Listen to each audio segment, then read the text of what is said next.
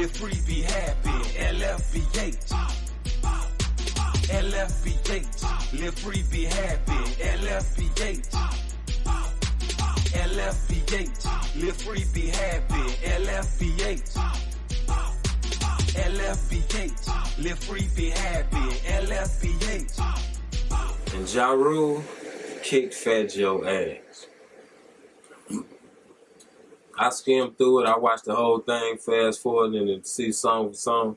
I already knew that Fat Joe can't fuck with no damn Ja Rule. Sometimes you can put out your hand in certain shit and, okay, I put DJ Khaled on, and I put this on, that on. And Fat Joe, he was like trying to throw it in Ja Rule's face that Ja Rule was on. I said, where you been for the last 15 years, 20 years, whatever you said? I got new hits. He said, he kept on trying to like saying something about everybody know yesterday's hits are not today's hits. So Ja Rule got on. He said, man, you got me messed up. He said, yesterday's hits are classics. He said, my yesterday's hits are classics or whatever. Killing him because Fat Joe was trying to throw it in his face. He got newer songs with people and this and that with shit. And Ja Rule was writing the whole song on a lot of that shit he was on. With them female singers and Mary J. Blige and Jennifer Lopez, whatever he was on, he wrote the whole song. He been writing it like, yeah. That's why he was singing like that, because he was writing R&B for them too. But yeah, he killed him. I'm talking about Fat Joe. I think the locks messed him up too, because he was trying to keep going, and then they be in New York when they do it.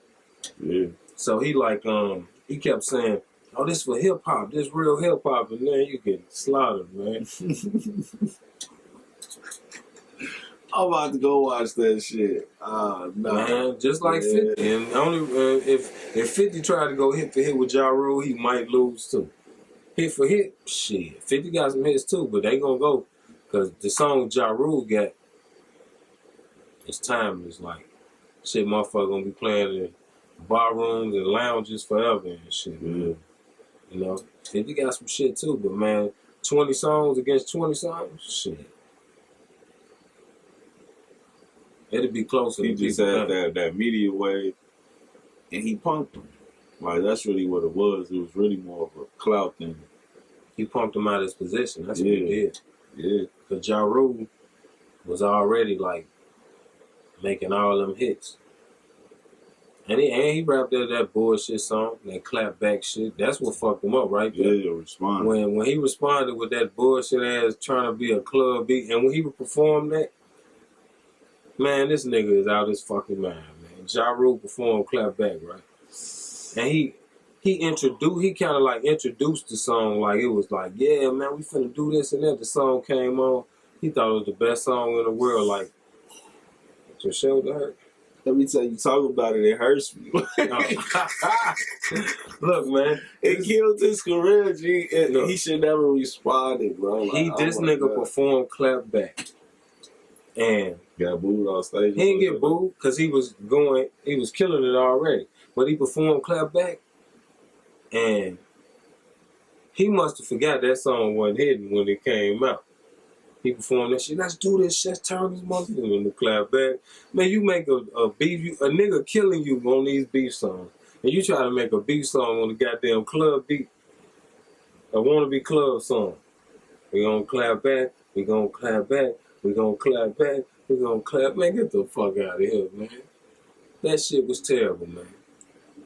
That was it for me, because I was kind of a Ja Rule fan, but you know me, I always know what it is and who it is and what to listen to him for. So when 50 came... Was Ja playing? He was playing a lot of like R&B cuts? Oh, R&B. See? And that's probably what it was. He probably was thinking like, oh, I thought we was going to get on some rap shit. Because Ja probably got some real...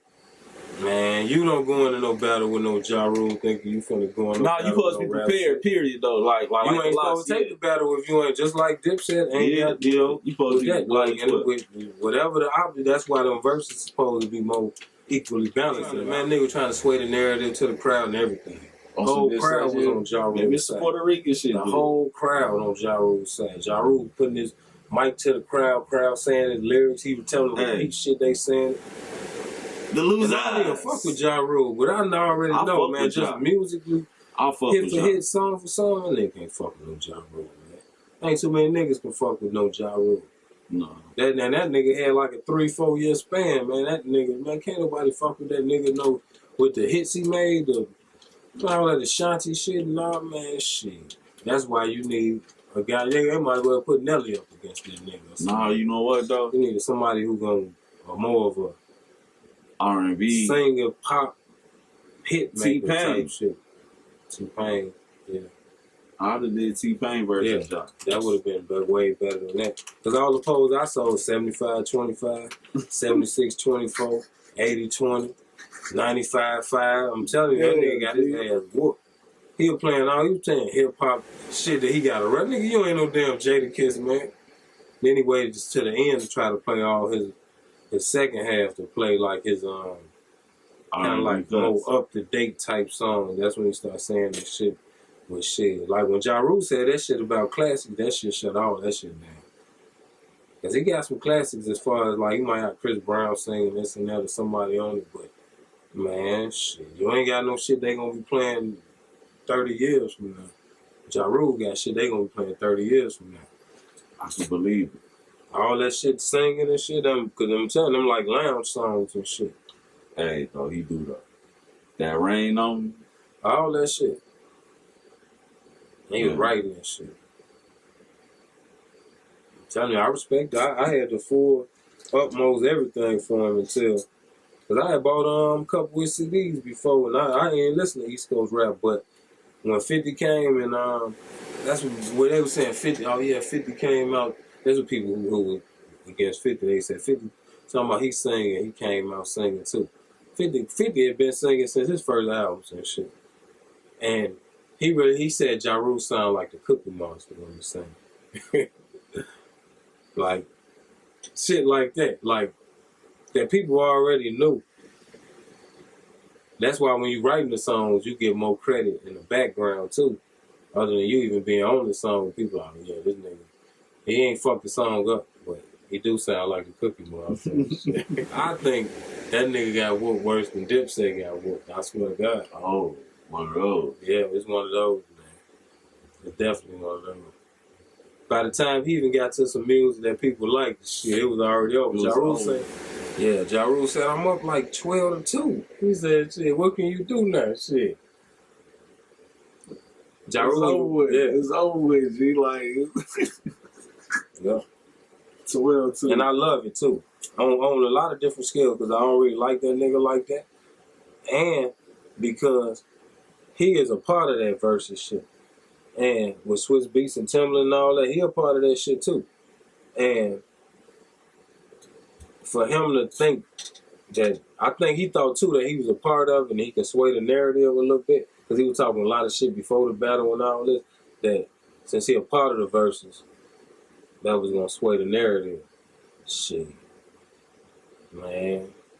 Just like that Dipset and Lock shit, it's a certain crowd that's going to come. You got pretty boy swag niggas, and you got these gut-ass niggas that's in there. At that Locks battle, at that Ja Rule and Fat Joe, shit. All I heard was females hollering. Females showed up for Ja Rule. And that's what it is. Hey, showed up and showed out, like they say. Hey, the Queens, G. The Queens. The Queens gonna support. And then that was, man, I don't know. Them niggas cool. You can tell they cool and shit even before and after, but shit, man, that nigga, somebody had to get paid. Because that to me, that was like a setup for Ja Rule to get some attention that he deserved and shit, too. Yeah. Because, man, ain't no way in hell Fat Joe thought he was going to win against no Ja Rule. Maybe he that 50 Cent factor and shit. Yeah, that's what it was. I can see it. And you know when a nigga cold as hell for his era in his prime? When that nigga ain't made music in damn near 20 years, 15 years. And all he got to play is shit from back then is classic ass music that lasts till today. You got to go to your bag, come from here to now. Just imagine they said, okay, we going to do a versus. You can't play shit past 2005. Yeah. And he was telling nigga, you been out before. He kept saying, Fat Joe kept saying, yeah, you was on the porch, you was in the house when this came out. He said, yeah, you older than me. You was making music from before me and after me, and I still got more hits than you. Live free and be happy, baby. This your boy Crazy alias Doc Holiday, 504 boy, thugged out with my homie. Man.